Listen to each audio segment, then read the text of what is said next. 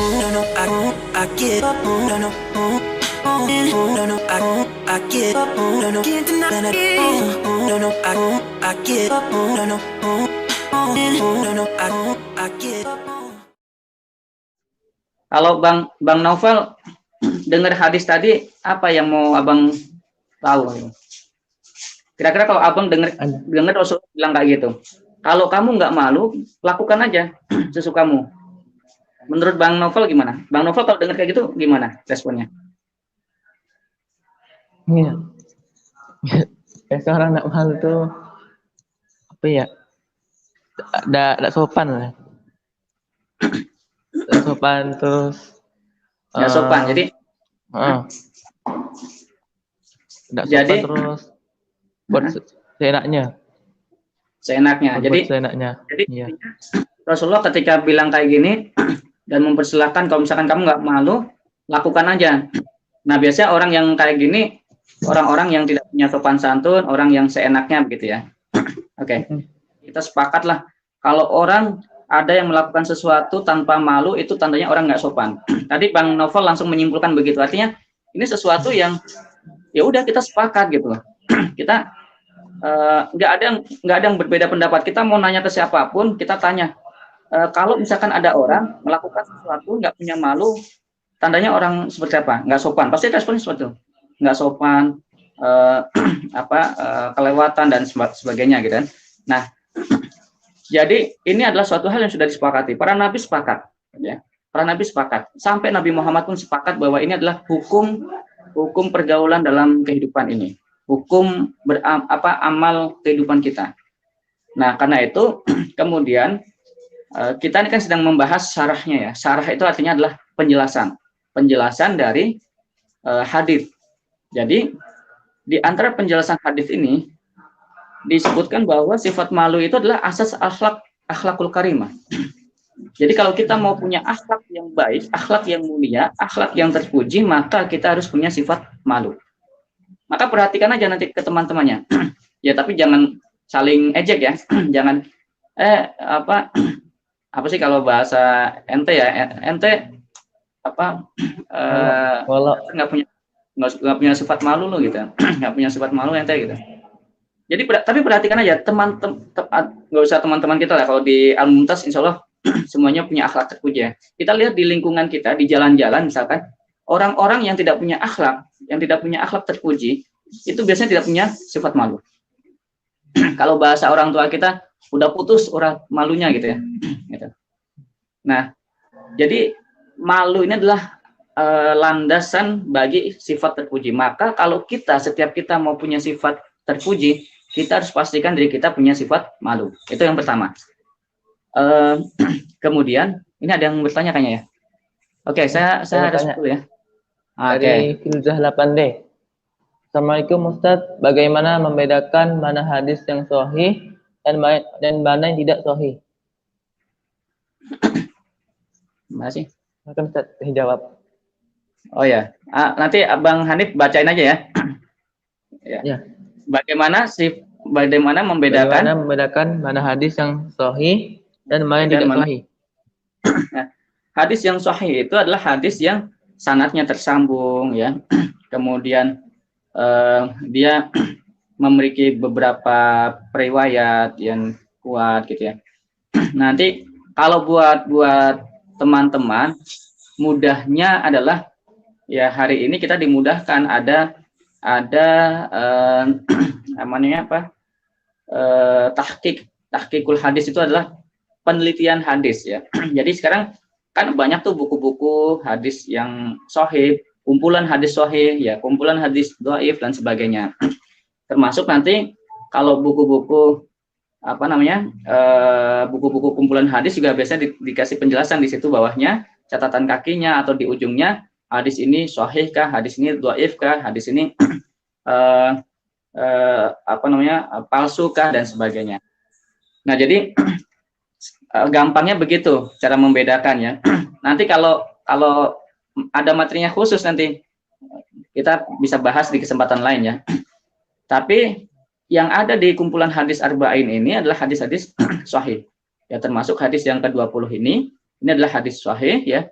dia diriwayatkan dan sanadnya tersambung ya sampai Rasulullah.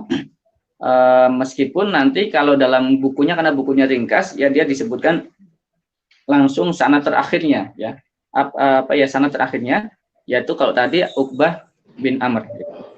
Jadi kalau teman-teman nanti misalkan baca hadis mau tahu nih hadisnya sahih atau enggak, coba deh dicek, nanti di ujungnya itu ada keterangannya.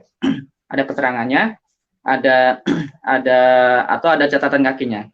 Tapi kalau teman-teman mau tahu ya syarat-syaratnya ya dia ada apa sanadnya tersambung. Tapi kan teman-teman mungkin belum memungkinkan sekarang untuk meneliti sampai sanadnya benar nggak sih tersambung gitu kan. Itu ada ilmunya lagi tuh, ilmu tentang para perawi hadis ya, para periwayat hadis itu si A, si B ini nyambung nggak, tahunnya sesuai nggak, kemudian orangnya bisa dipercaya nggak dan sebagainya gitu. Oke, itu ya. Nah misalkan ini saya tambahkan, ini mungkin terkait dengan itu. Nanti juga ada istilah hadis marfu. Nah, dalam hadis ini nanti ada terjemahan, ada penjelasan juga tentang hadis marfu ya. Maksudnya hadis ini ditambahin penjelasan dari hadis marfu. Nanti saya cari. Misalkan ini, Rasulullah pernah bersabda ya, al-istihya'u minallahi antahfadur ra'sa wa ma wa'a wal batna wa ma hawa wa tadhkuril maut wal bila wa man aradal akhirah tarku zinatud dunya faman fa'ala dzalika faqad istahya minallah. Nah, ini adalah hadis riwayat Imam Ahmad dan At-Tirmizi dari sahabat Ibnu Mas'ud. Dan hadis ini dikasih keterangan marfu. Marfu. Nah, jadi kalau teman-teman nanti baca ada hadis marfu, apa itu hadis marfu? Hadis marfu adalah hadis yang tersambung sampai ke Rasulullah. Artinya hadis ini sahih. Ya nanti memang tingkat kesahihannya tadi kembali lagi sanadnya, orang-orangnya bisa dipercaya enggak, tersambung enggak dan sebagainya. Tapi intinya kalau marfu itu pasti tersambung sampai Rasulullah. Nanti ada yang sebutnya hadis mauquf. Hadis mauquf itu adalah hadis yang terhenti di sahabat. Jadi nggak nyambung sampai Rasulullah. Ada hadis maktu, itu terhenti di tabi'in. Tabi'in itu siapa? Orang yang hidup setelah sahabat.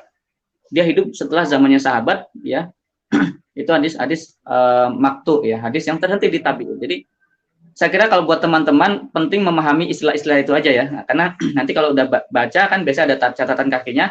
Hadis ini marfu, oh berarti ini hadis tersambung sampai Rasulullah. Hadis ini mauquf, berarti sampai sahabat aja. Hadis ini maktub, berarti sampai tabi'in aja gitu. Atau hadis ini sahih, ya udah berarti sahih. Hadis ini hasan, berarti hasan, bisa kita terima gitu. Hadis ini dhaif. Atau hadis ini maudhu. Kalau maudhu berarti hadis palsu ya. Oke. Kita lanjutkan, Bang. Mungkin ada pertanyaan lain. Ada pertanyaan lagi. Sama dari Zaki Ahmad. Assalamualaikum, saya ingin bertanya Ustadz, apa hukumnya kita malu pergi ke tempat ibadah?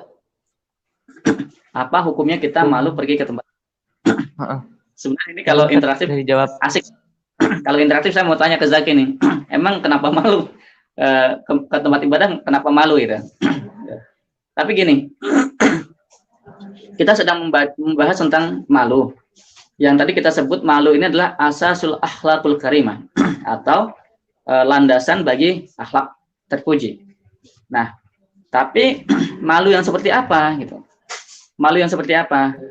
Jadi malu yang dimaksud di sini adalah malu kalau kita melaksanakan yang dilarang Allah dan malu kalau kita meninggalkan yang diperintahkan Allah. Gitu. Nanti dalam penjelasan hadis ini, kalau teman-teman punya buku syarah Arba'in ya, buku penjelasan tentang hadis-hadis Arba'in, saya kira teman-teman meskipun masih SMP boleh juga minta beliin ke orang tuanya kalau ada uang ya, punya bukunya gitu ya. Jangan mandang wah bukunya berat, ini bukan buku buat anak-anak. Jangan salah. Dulu Imam Syafi'i itu belajar hadis usia 7 tahun gitu, masih SD malahan gitu. Jadi buku hadis itu bukan buat orang tua gitu, buat kita semua juga gitu. Jadi boleh juga nanti teman-teman miliki ya. Nah, kalau teman-teman punya buku syarah hadisnya, teman-teman dicek di situ nanti tentang hadis tentang malu ini nanti ada penjelasan tentang malu yang tercela. Jadi kalau malu ada dua, ada malu yang terpuji, ada malu tercela. Tapi nanti saya jelasin ini sahabat tidak sepakat nanti ya, gitu. Jadi ada suatu hadis ya, hadis dari dari tabiin, hadis mursal ya. Hadis mursal tuh, ini istilah hadis lagi nih. Hadis mursal itu adalah hadis yang dia hanya dicantumkannya sampai sahabat gitu, dia nggak menyantumkan. Jadi dari sahabat dari tabiin langsung Rasulullah, tidak ada sahabatnya. Padahal kan setelah Rasulullah ada sahabat, baru tabiin. Mestinya kan dia bilang dari si ini dari Rasulullah kan begitu. Tapi yang si ininya tidak disebutkan. Nah itu disebut hadis mursal. Bisa diterima nggak? Ulama berbeda pendapat. Kalau mazhabnya Syafi'i boleh diterima dengan beberapa syarat. Misalkan yang menyatakannya itu memang udah terpercaya gitu. Nah, hadis ini dinyatakan oleh Hasan Al-Basri. Hasan Al-Basri itu ulama terkemuka gitu. Jadi, kira-kira hadis ini bisa kita terima. Beliau mengatakan bahwa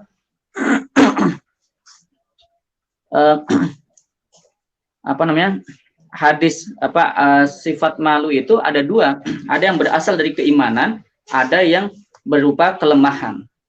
Meskipun nanti para ulama ya kemudian tidak sepakat dengan pembagian ini, kata ulama, malu itu sifat terpuji gitu.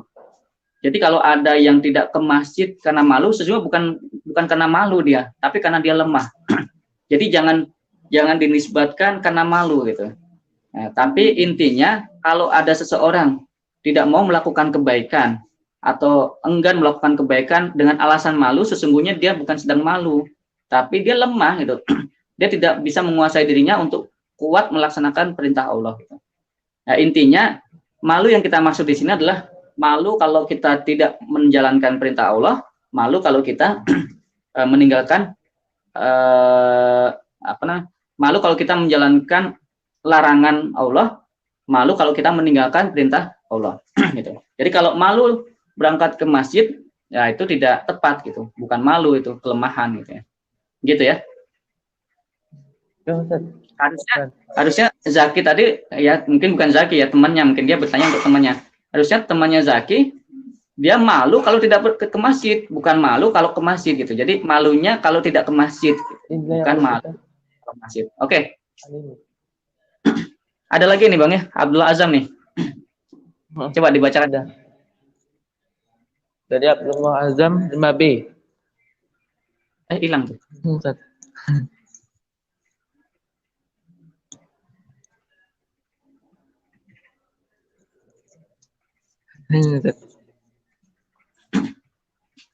Ya, ini 5B itu maksudnya kelas 5 ya? Mungkin itu kali, lama-lama. Kelas 7. Oh, nama-nama. Karena ini anak SMP semua kan, anak SMP ya? SMP. Assalamualaikum Ustaz, kenapa bisa ada hadis yang dipalsukan? Apa tujuannya pemalsuan hadis tersebut? Ini kebanyakan pertanyaannya malah tentang hadis ya, nggak apa-apa sih. Kan kita sebenarnya fokusnya ke sifat malunya, tapi nggak apa-apa. Buat teman-teman pengetahuan, kenapa ada hadis yang dipalsukan? Ya, kenapa ada hadis yang dipalsukan? Ya pasti ada maksudnya gitu kan. Ini pertanyaan keduanya, apa tujuannya pemalsuan hadis tersebut? Tujuannya untuk membuat syubhat. Tahu nggak syubhat? Syubhat itu adalah sesuatu yang membuat orang ragu-ragu, membuat sesuatu itu jadi samar-samar gitu. Jadi Islam ini selalu akan punya musuh-musuhnya. Kita beragama akan selalu punya musuh. Selalu ada orang yang tidak suka dengan Islam, tidak suka dengan ajaran Rasulullah. Nah, di antara cara mereka tidak sukanya mereka itu dengan membuat hadis-hadis palsu itu gitu. Hadis palsu itu ya. Jadi sehingga dengan munculnya hadis palsu kan kita jadi samar gitu. Ini jadi ragu-ragu. Kadang-kadang kita baca hadis jadi ragu-ragu kan. Ini hadis beneran nggak sih gitu? Ini hadis beneran atau enggak gitu? Atau minimal malah ada juga yang terjebak dengan hadis palsu gitu. Nah, jadi yang pertama karena dia tidak suka, dia ingin memunculkan syubhat, memunculkan kesamaran dalam beragama, memunculkan ketidakjelasan, memunculkan keraguan-raguan yang sehingga orang-orang jadi tidak benar amalnya gitu. Yang kedua, bisa juga ini bukan orang yang memusuhi Islam, dia mencintai Islam, tapi saking cintanya dia tidak mementingkan ilmu gitu. Dia hanya mengandalkan cinta. Saya cinta dengan Rasulullah. Saking cintanya kemudian dia membikin suatu amal-amal yang kemudian dinyatakan itu sebuah hadis dan dinisbatkan pada Rasulullah. Nah, ini juga ada semacam itu. Jadi kalau ditanya apa tujuannya, ya dua hal itu ya. Bisa jadi memang dia adalah orang memusuhi Islam dan dia ingin memunculkan hal-hal yang kemudian membuat, kalau bahasa kita hoax lah gitu ya. Subhat itu bahasa kita hoax gitu, memunculkan hoax.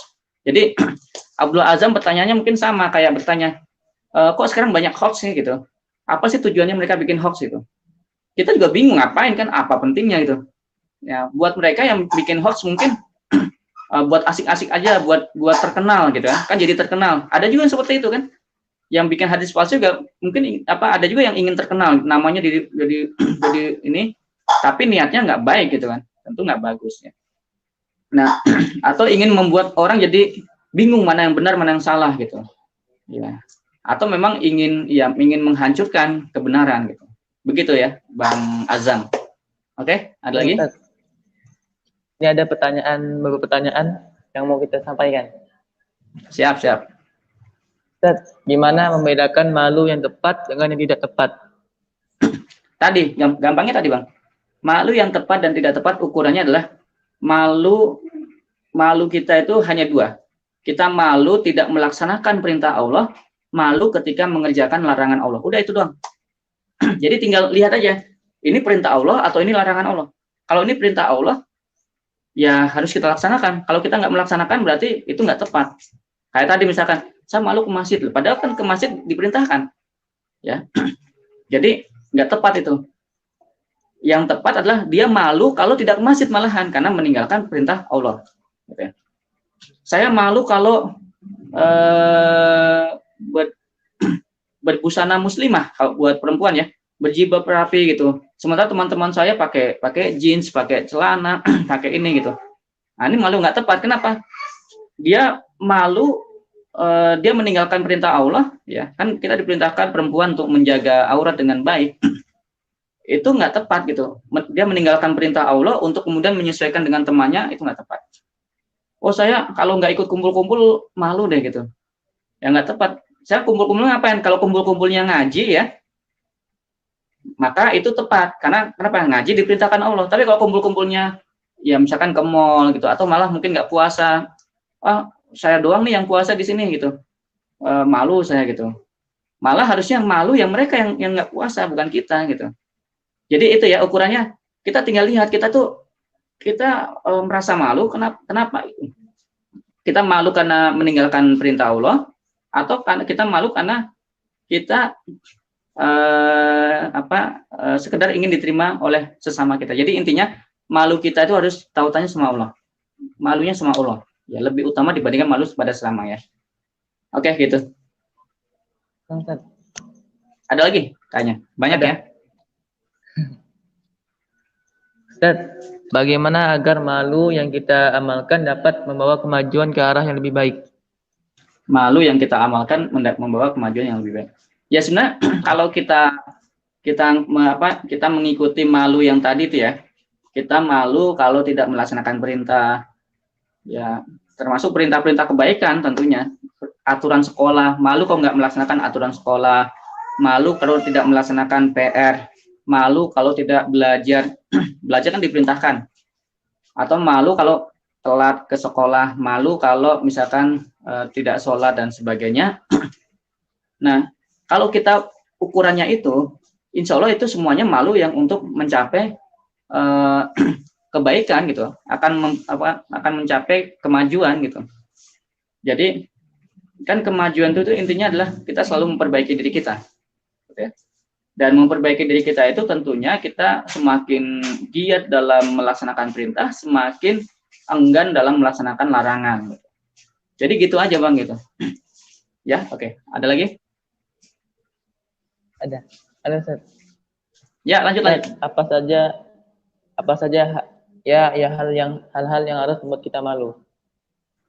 Apa saja hal-hal yang buat kita malu? Yang buat kita malu. Ya, tadi ini sama semua ya pertanyaannya. Jadi hal-hal yang membuat kita malu tadi.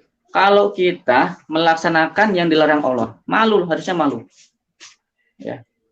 Kalau kita, ya misalkan ini kita diperintahkan puasa, nggak puasa, harusnya malu. Kita diperintahkan menutup aurat, tidak menutup aurat, malu harusnya. Ya. Kita diperintahkan untuk belajar, tidak belajar, malu.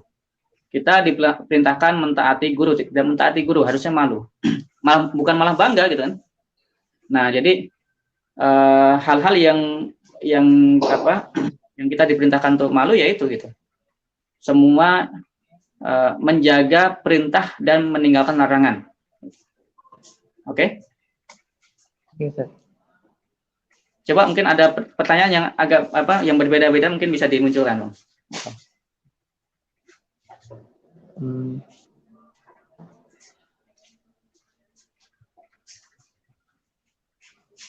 Ustaz.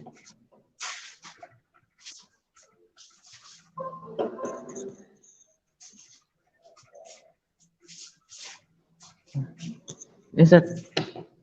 Oke. Yang Ustaz, bagaimana caranya agar kita dapat menjadi orang sesuai dengan isi kandungan hadis ke-20 ini? Bagaimana caranya kita bisa menjadi orang sesuai dengan isi kandungan? Ini masih sama sebenarnya, Bang, pertanyaannya. Jadi, bagaimana kita menjadi orang sesuai dengan kandungan hadis ini? Intinya ya, hadis ini minta kepada kita untuk punya rasa malu. Gitu. Jadi, jangan bangga menjadi orang yang semaunya. Jangan biarin deh. Kalau anak muda anak sekarang kan suka gitu ya. Suka-suka saya gitu, suka-suka saya ya. Biarin apa gitu. Emang nggak boleh gitu. Loh, bukan soal nggak boleh atau enggak, itu pantas atau enggak gitu. Itu diperintahkan atau dilarang gitu kan. Jadi bagaimana menjadi pribadi yang sesuai dengan kandungan ini, ya menjadi pribadi yang coba mulai ngeh gitu. Kalau ada perintah ya kita turuti, kalau ada larangan ya kita tinggalkan. Kalau misalkan di lampu merah ya teman-teman kan belum mengendarai motor ya. Lampu merah berhenti ya berhenti gitu kan. Kalau kemudian sekolah kita ada jadwal piket ya, diperintahkan piket ya membersihkan kelas ya kita bersihkan kelas gitu. Dan sebagainya, termasuk misalkan ini kita ada program Ramadan, ada kajian ya, itu kan perintah. Dan itu belajar itu diperintahkan. Maka ya kita ikuti, kita datang gitu. Bukan malah saya ngantuk, saya males deh gitu. Nah, itu bukan sifat pribadi dari kandungan hadis ini gitu. Jadi intinya memiliki sifat malu. Malu kalau tidak melaksanakan perintah, melaksanakan kebaikan, malu kalau melaksanakan kesalahan. Gitu. Oke? Ada lagi? Kayaknya ada sini banyak banget nih. Ustaz, mengapa ya sekarang banyak anak-anak muda atau remaja yang seperti tidak tahu malu? Misalnya ngomong kata-kata kotor di tempat umum atau di sosmed. Nah, ini pertanyaannya menarik nih baru nih. Tapi pertanyaan kan kenapa ya? Dia nanya ke saya kenapa gitu. Padahal yang ngomong kotor kan mereka gitu. Maksudnya nanya ke mereka gitu. Kenapa sih ente ngomong kotor gitu? Ya kalau aneh mah nggak tahu kenapa mereka ngomong kotor gitu. Tapi gini, kenapa anak-anak muda banyak yang ngomong kotor gitu ya dan tidak malu ya? Ya berarti mereka udah nggak punya malu gitu. Itu persoalannya berarti mereka udah nggak punya malu gitu. Nah, tinggal pertanyaannya kenapa mereka tidak punya malu gitu. Jadi malu ini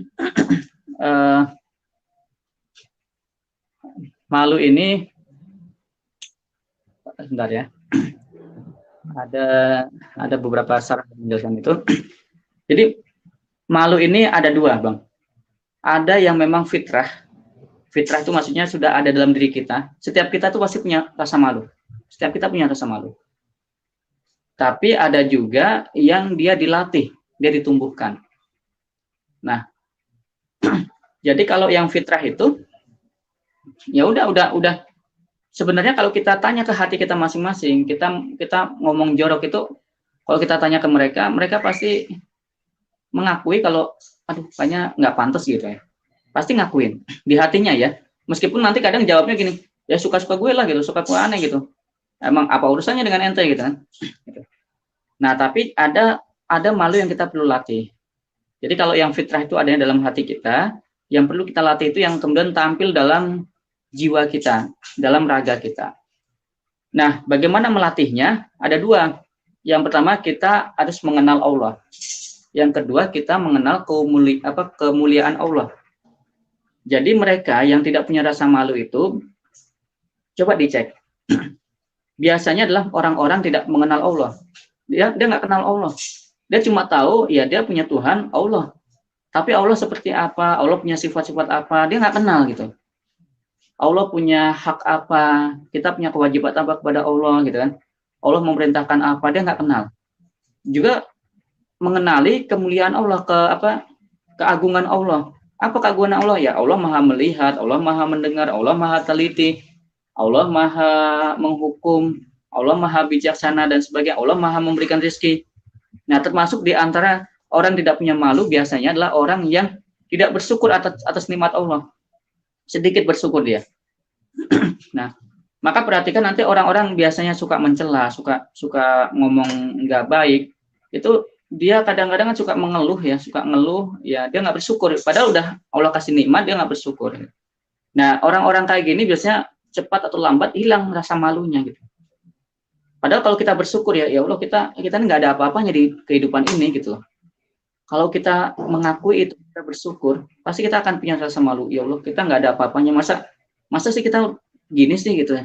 Masa sih kita gini sama Allah, sama makhluknya, sama dalam beragama dan sebagainya gitu. Jadi jawaban saya begitu ya. Kenapa banyak anak muda hari ini banyak ngomong nggak baik gitu ya? Ya pertama karena mereka nggak punya malu.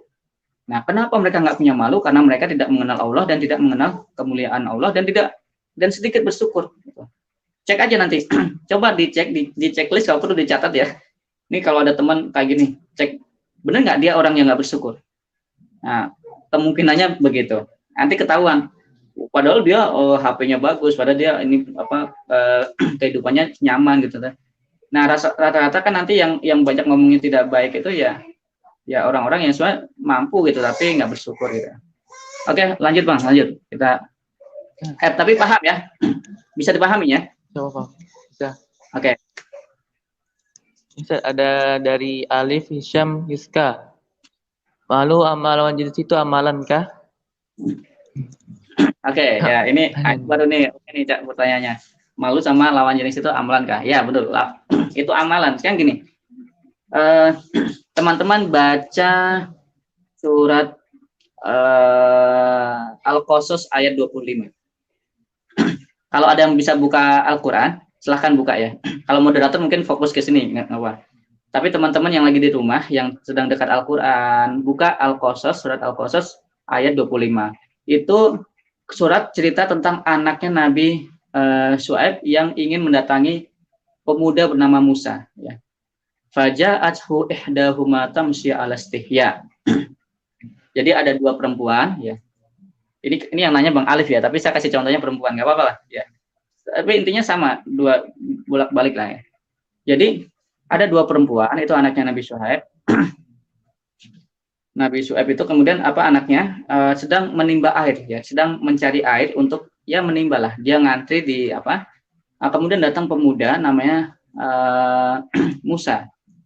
Nah dibantuin lah karena dua perempuan kan, biasa perempuan ya kan, kalau laki-laki perempuan tentu lebih kuat laki-laki, dibantuin ditimba kan, dia ngantri panjang gitu kan, lama, akhirnya dibantuin sama Musa, diambilkan airnya.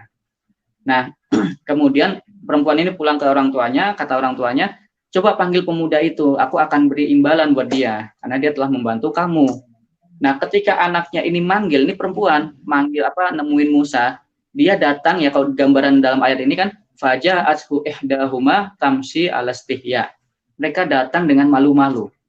Malu-malunya seperti apa? Ya menjaga diri, ya tidak terlalu tidak terlalu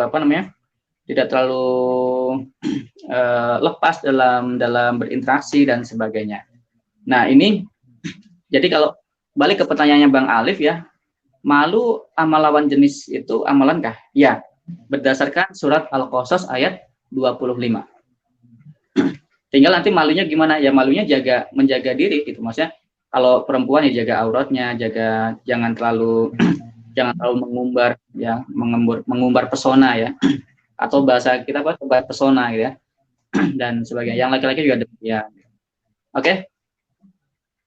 Ya. Oke, Ustaz. Syukran.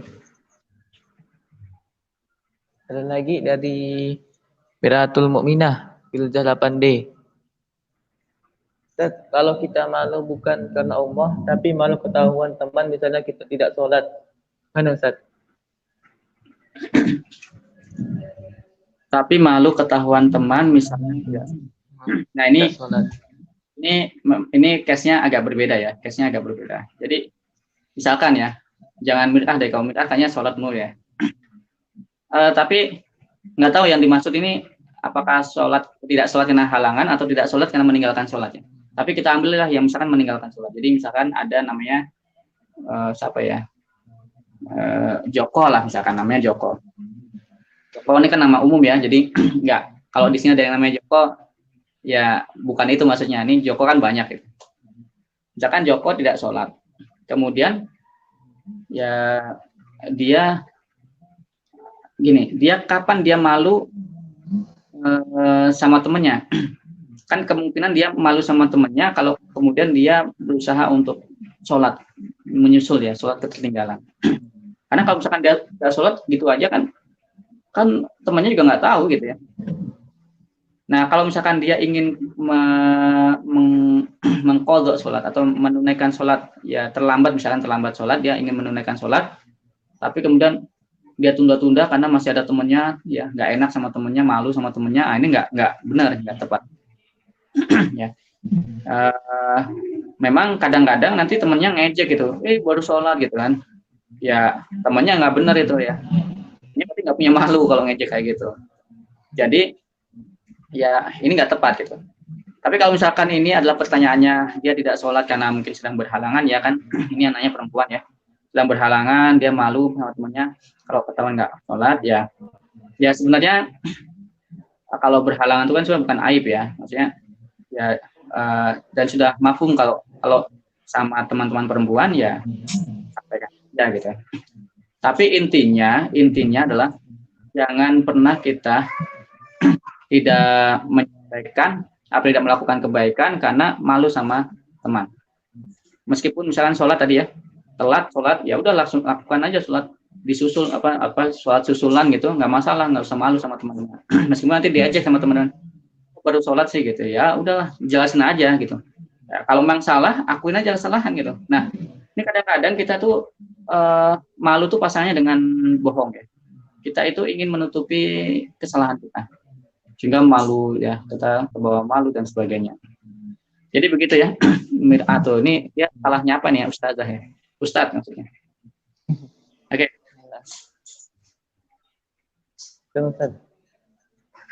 Ada lagi dari RZHFRA.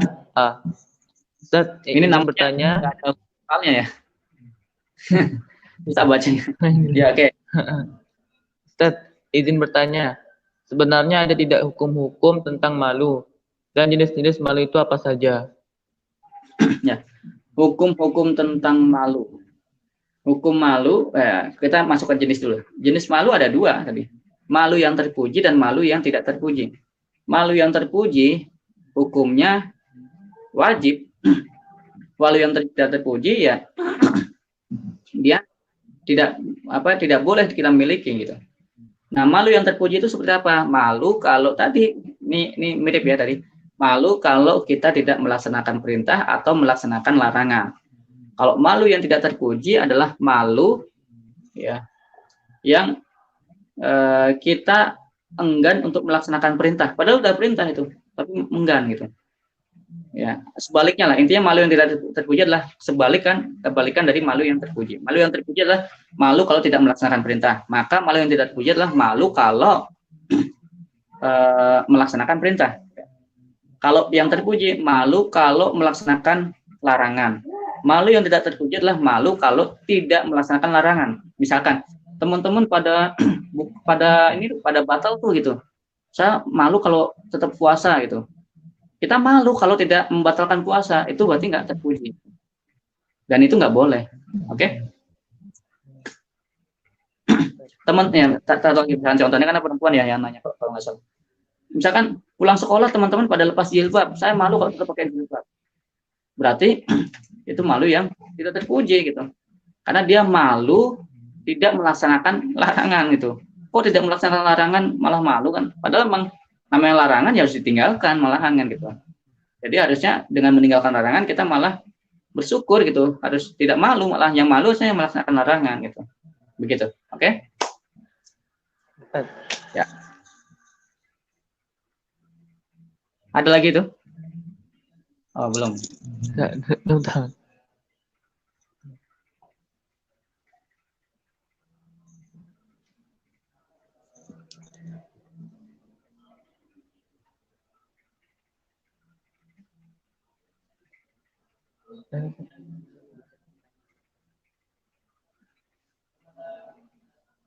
Ustaz, ini ada pertanyaan.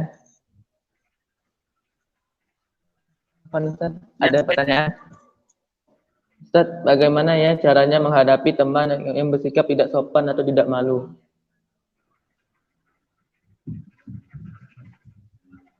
Menghadapi teman yang bersikap sopan atau tidak malu. Sopan. Emang ini repot ini repot. Tapi ini menarik.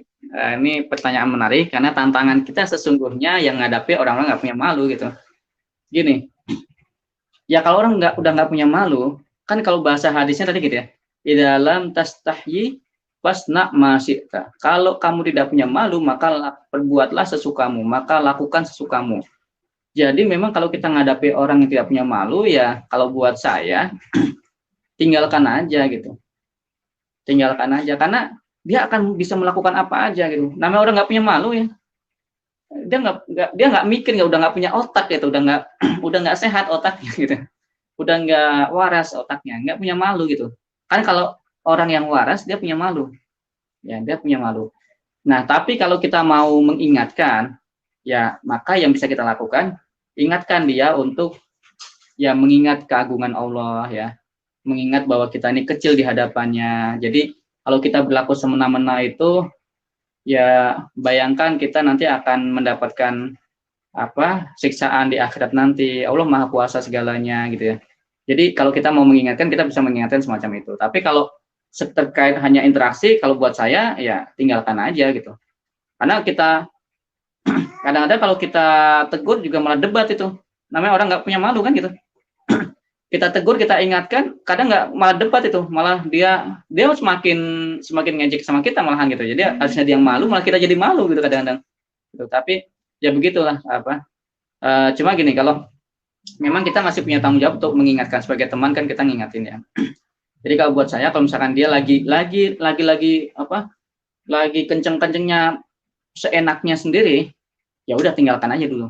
Nanti kalau dia udah mulai agak, kan orang tuh nggak selalu juga dalam kondisi seenaknya. Dia ada masanya dia kemudian bisa diajak ngomong, bisa diajak mikir gitu. Nanti kalau dia udah mulai agak reda, udah agak normal gitu, kita dekati, kita ajak diskusi, kita ingatkan mungkin ya, kita tegur baik-baik gitu. Ya memang kalau buat orang tidak punya malu itu jangan langsung dibilang dicemooh. Ya mereka kadang malah tersinggung ya, malah memancing untuk melakukan hal yang sebagainya. Jadi begitu, tinggalkan ya, kalau lagi puncak-puncaknya tinggalin aja gitu, malah akan jadi debat gitu. Nanti kalau udah mulai reda ya kita deketin, kita ingatkan, kita ajak, atau jangan diingatkan, kita deketin, kita ajak bicara tentang ya kita itu punya tanggung jawab akhirat loh gitu. Kita itu nggak bisa hidup seenaknya di dunia gitu, ada aturannya, ada ya aturan itu dibikin untuk untuk kemuliaan kita gitu. Ya diajak, dipahamkan seperti itulah gitu. Ya kalau buat teman-teman mungkin kalau yang nggak bisa ya sampaikan aja ke gurunya, nanti tanggung jawab guru untuk bisa menegurnya gitu ya. Karena kadang-kadang kalau yang negur sesama temannya itu malah jadi berantem tuh. Yang negur gurunya aja kadang jadi berantem kan gitu. Apalagi yang negur sesamanya, kadang-kadang begitu ya. Jadi gitu. Tapi intinya kalau nggak bisa ngapa-ngapain tinggalin aja, udah tinggalin. Ya karena orang nggak punya malu ya dia bisa melakukan apa aja. Oke. Ada lagi? Udah Ustaz. Udah terakhir tadi. Boleh kesimpulannya Ustaz? Kesimpulan dari kajian hari ini. Kesimpulannya. Gini, kesimpulannya malu itu akan melahirkan beberapa buah, ya. Jadi orang yang punya malu itu akan punya sifat ifah. Apa tuh ifah? Ifah adalah menjaga diri. Dia punya harga diri, ya. Dan punya sifat muru'ah, ya. Sifat, ya, punya harga diri, ya, punya harga diri. Jadi kalau kita punya sifat malu, maka kita akan punya harga diri. Maka kalau hari ini kita merasa tidak dihargai, cek dulu diri kita. Mungkin saja kita nggak punya rasa malu, sehingga tidak ada harga diri, sehingga orang merendahkan kita. Nah, kalau orang punya sifat malu, mau orang merendahkan kita, kita masih tetap punya harga diri, gitu. Ya, setidaknya tadi orang mau mencela-cela kita, mau mencaci maki kita, menghina kita, ya terserah dia, gitu. Kita nggak perlu membalasnya, gitu kan? Karena kita lebih malu kepada Allah dibandingkan malu kepada orang lain, gitu. Jadi itu. Kalau kita punya sifat malu, kita akan punya harga diri. Teman-teman, tentu semuanya ingin punya harga diri, maka milikilah sifat malu. Yang kedua, ini sekedar pengenalan. Kalau malu itu bahasa Arabnya haya, ya. Kalau lawannya tidak punya malu itu disebutnya waqobah, ya. Waqobah. Jadi ada istilah bahasa Arab itu waqobah. Waqobah itu orang yang tidak punya malu, waqobah. Nah, dan terakhir adalah tadi kita malu kalau tidak melaksanakan perintah, malu kalau melaksanakan larangan. Dan buat para pelajar, buat para siswa-siswi, dalam kaitannya belajar tidak boleh ada rasa malu. Oh, saya malu nih kalau bertanya sama teman. Oh, saya malu kalau telat belajar. Oh, saya malu kalau ulangan susulan. Oh, saya malu kalau ikut les. Oh, saya malu kalau bawa buku pelajaran. Kan ada juga tuh. Wih, ngapain ente bawa buku banyak banget gitu. Serius amat gitu kan. Ada aja tuh temen yang iseng kan, suka ngejek gitu. Nah, malu dalam belajar tuh nggak dibolehkan. Ya. Jadi dalam belajar apapun kita nggak boleh malu. Bertanya dan sebagainya. Dan teman-teman tadi di sini udah sangat banyak yang bertanya. Ini menggambarkan teman-teman siswa-siswi SMP Al-Mumtaz ini tidak punya malu dalam positif, ya. Dalam belajar mereka tidak punya rasa malu. Itu udah bagus. Ya. Dan mudah-mudahan juga punya sifat malu yang terpuji, ya. Tidak berusaha untuk melaksanakan perintah dan berusaha untuk meninggalkan larangan, gitu. Oke, itu Bang Naufal, mudah-mudahan bermanfaat, ya. Tepat jam 9, ya.